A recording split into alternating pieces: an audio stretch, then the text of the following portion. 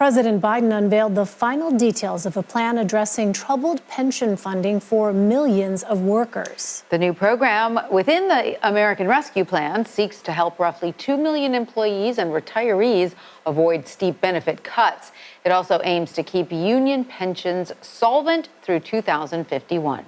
And joining us now is CBS News political correspondent Caitlin Huey-Burns. Hi, Caitlin. So President Biden, as we heard there, is seeking to provide pension relief for people across the U.S. through these just announced final details of his 2021 American Rescue Plan. How is this so-called financial special assistance program designed to help roughly 2 million workers and retirees? Yeah, Tanya, this is an example of the president going out into the country and touting items that have been checked off his agenda and kind of trying to remind voters especially, and you heard him talk about the midterms around the corner, to remind voters about what the administration has done. And of course, it comes at a time that this administration is facing lots of different kinds of headwinds, high inflation and high gas prices and other things. So what he was essentially trying to do is say to people, look, about 2 million people are going to get more money in their pockets. This plan essentially will help about 2 million employees, retirees avoid steep benefit cuts. It also will help keep union pensions solvent for the next 30 years. And he also mentioned that they're aiming to restore some of these benefits to retirees retroactively. So you heard the president there talk about how, kind of acknowledging how it's difficult to pay for things. Things are more expensive. The economy, isn't working well for a lot of people who are trying to pay bills and other things. And when you think about retirees who are dependent upon pensions and dependent upon that money coming in after they're not working anymore, they're really reliant on that, of course, because the stock market goes up and down, the economy goes up and down, and there isn't that kind of, I can go get another job, make more money kind of thing. So this was the president trying to go out to the country, say, look, here's what we've done. Here's an example of more money coming to your pocket. And it comes as this is a time where he's really needing to make that case to core constituents like union members and make sure they turn out to vote. Yeah, and on that, the president lost Ohio to President Trump in the 2020 election. How significant is his stop there in Cleveland for voters? Could it potentially have an impact on the upcoming midterm elections?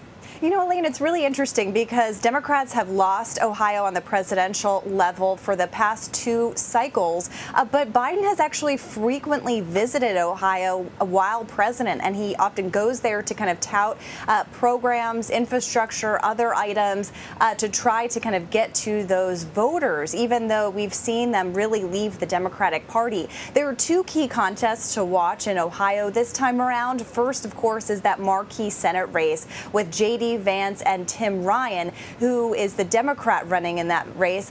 Interestingly enough, he was not present at this event. Typically when a president comes into town, you want to be seen with him. You want to get the headlines. You want to kind of attach yourself to a policy proposal to be able to go back to your constituents.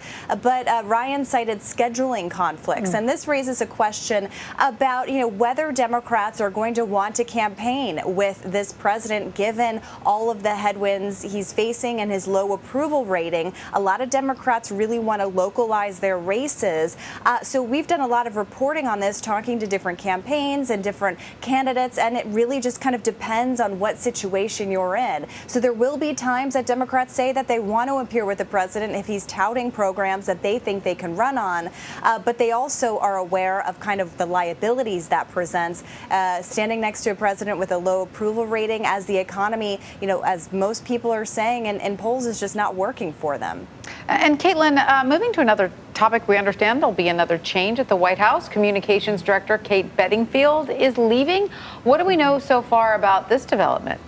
Yeah, this news just broke as we were here at the White House and the president is on that trip.